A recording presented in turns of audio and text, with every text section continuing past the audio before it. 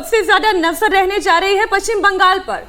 देखिए, आप याद करें 2024 का साल थोड़ा डैमेज का साल था, नुकसान की भरपाई 25 में हुई, अब 26 का टारगेट सेट है। बीजेपी की नजर में इस वक्त एक ही स्टेट है, वो है पश्चिम बंगाल।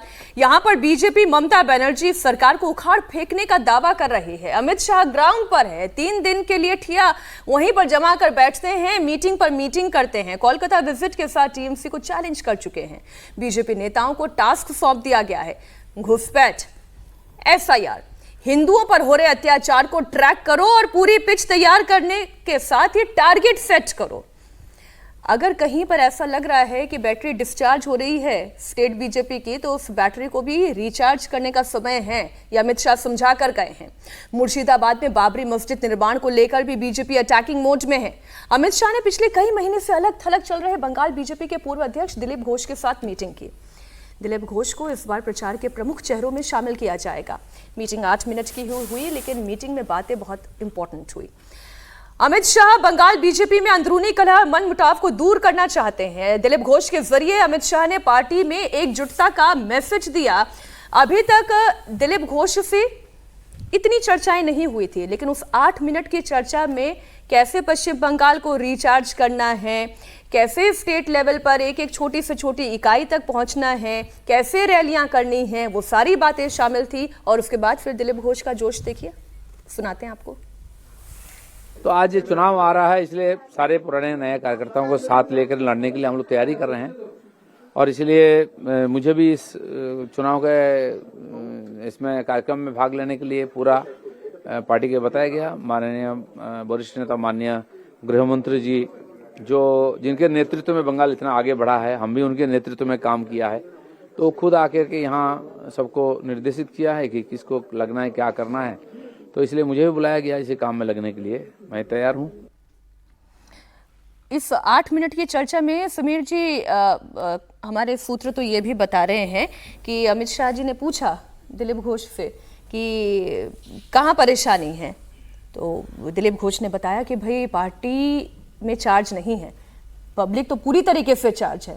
तो अमित शाह ने कहा कि भाई चार्ज करो पार्टी को, नई बैटरी लगाओ। देखिए, दिलीप घोष अगर पश्चिम बंगाल की बात करें तो भारतीय जनता पार्टी के सबसे सक्सेसफुल प्रदेश अध्यक्ष में रहे हैं। उनके ही अध्यक्ष में भारतीय जनता पार्टी ने, अगर आप देखेंगे तो 3 सीटों से लेकर 77 सीटों का जो आंकड़ा छुआ था, दिलीप घोष अध्यक्ष थे। संघ पृष्ठभूमि से आते हैं, संघ में उनका बहुत जबरदस्त, उन्होंने बहुत काम किया वहाँ पर संघ को बनाने के अंदर, और संघ से वो बीजेपी में आए और उनका अध्यक्ष कार्यकाल अच्छा रहा था। मेदिनीपुर से वो सांसद रहे, फिर बाद में उनको पिछली चुनाव में 2024 में उनको वर्धमान की सीट पर, वर्धमान दुर्गापुर सीट पर भेज दिया गया था, जिसके लिए वो तैयार नहीं थे लड़ने के लिए, लेकिन वो चुनाव हार गए। तो बाद में उन्होंने आलोचना भी की थी पार्टी की।